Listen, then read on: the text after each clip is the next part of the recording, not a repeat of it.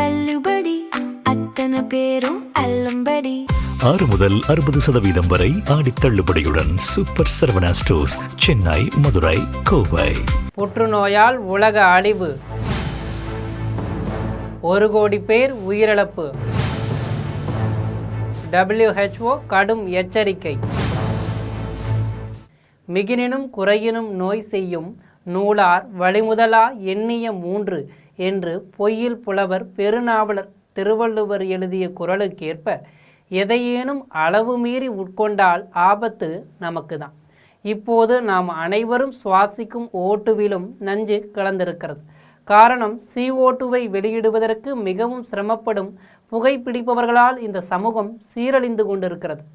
அதன் முன்னோடியாக தற்போது புற்றுநோய் பாதிப்பு அதிகரித்து வருவதன் பின்னணியை நாம் ஜெம் தொலைக்காட்சி மூலம் பார்க்கலாம்.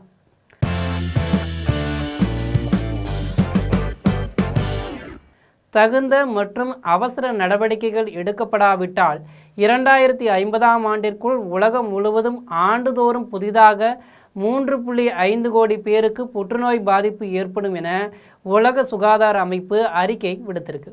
உலகில் ஒவ்வொரு நாளும் 26,000க்கும் அதிகமான உயிர்களை பறிக்கும் புற்றுநோயின் பிடியில் கோடிக்கணக்கான மக்கள் சிக்கி தவித்து வருவதாக உலக சுகாதார அமைப்பு வெளியிட்டுள்ள புதிய அறிக்கை எச்சரித்திருக்கு.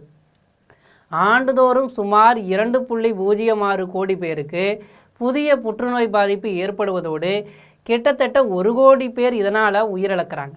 உலக அளவில் இதய நோய்க்கு அடுத்தபடியாக மனித உயிர்களை பறிக்கும் 2வது பெரிய கொடிய நோயாக புற்றுநோய் நீடிக்குது.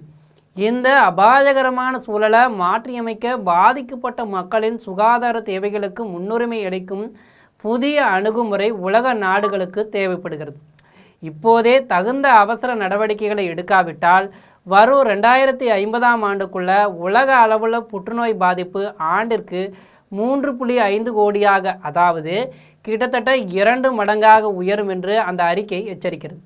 புற்றுநோய் ஆராய்ச்சிக்கான சர்வதேச முகமையுடன் இணைந்து தயாரிக்கப்பட்ட உலக புற்றுநோய் நிலை அறிக்கை 2026 இந்த நோயை தடுப்பதில் உலக நாடுகளின் அரசியல் அர்ப்பணிப்பு, புகையிலை கட்டுப்பாடு, தடுப்பூசி திட்டங்கள் மற்றும் சிகிச்சைக்கான முதலீடுகள் குறித்து விரிவாக பேசுகிறது.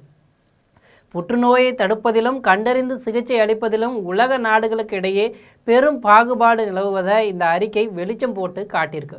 உதாரணமாக, அதிக வருவாய் கொண்ட பணக்கார நாடுகளில் மார்பக புற்றுநோயால் பாதிக்கப்பட்ட பெண்களில் 87% பேர் 5 ஆண்டுகளுக்கு பிறகும் உயிர் வாழ்கின்றனர்.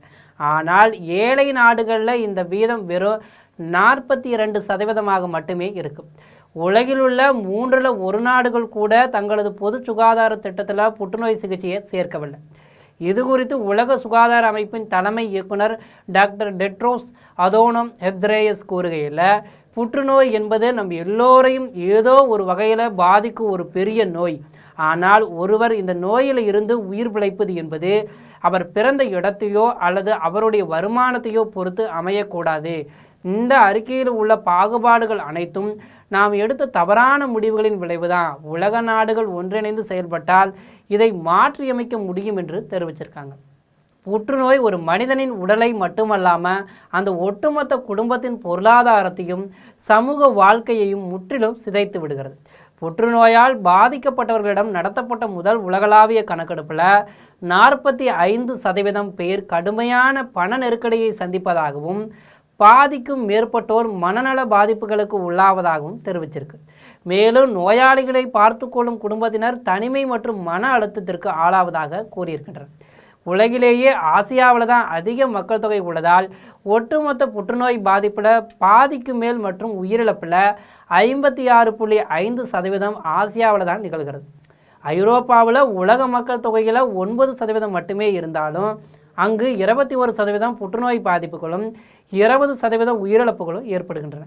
ஆப்பிரிக்கா மற்றும் ஆசியாவின் சில பகுதிகளில் பாதிப்பு குறைவாக இருந்தாலும் இறப்பு விகிதம் மிக அதிகமாக இருக்குது. உலக அளவில் நுரையீரல் புற்றுநோய் தான் அதிக உயிர்களை பறிக்குது. ஆண்களுக்கு நுரையீரல், புரோஸ்டேட், குடல் புற்றுநோய்களும், பெண்களுக்கு மார்பக நுரையீரல் மற்றும் குடல் புற்றுநோய்களும் அதிகமாக ஏற்படுது. உலகில் ஏற்படும் 10 புற்றுநோய் பாதிப்புகளில் 4 எளிதில் தடுக்கக்கூடிய காரணங்களால் தான் ஏற்படுகின்றன. குறிப்பாக HPV ஹெபடைட்டிஸ் பி மற்றும் சி போன்ற தொற்றுகள், மதுப்பழக்கம், புகையிலை பயன்பாடு, உடல் பருமன் மற்றும் போதிய உடற்பயிற்சி இல்லாததே இதற்கு முக்கிய காரணங்களாம். புகையிலை கட்டுப்பாட்டை கொண்டு வந்த நாடுகளில் நுரையீரல் புற்றுநோய் மரணங்கள் 2010 முதல் 27% குறைந்திருக்கு. 82% நாடுகள் இதற்கான தேசிய கட்டுப்பாட்டு திட்டங்களை வைத்திருக்கு. இருப்பினும் இந்த முன்னேற்றம் மிக மெதுவாகவே இருக்குது. இப்போதைய சூழலில் உடல் பருமன், காற்று மாசுபாடு மற்றும் ஆரோக்கியமற்ற உணவு பழக்க வழக்கங்களால் புற்றுநோய் வேகமாக உருமாறி வருது என்று IARC இயக்குனர் டாக்டர் எலிசபெத் வெயிட்டர்-பாஸ் கவலை தெரிவிச்சிருக்கார்.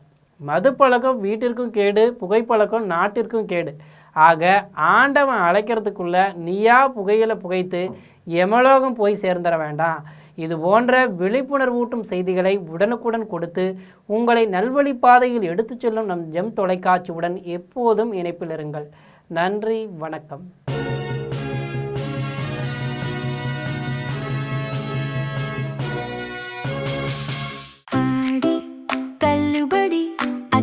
பேரும் அல்லும்படி 6 முதல் 60% வரை ஆடி தள்ளுபடியுடன் சூப்பர் சரவணா ஸ்டோர்ஸ், சென்னை, மதுரை, கோவை.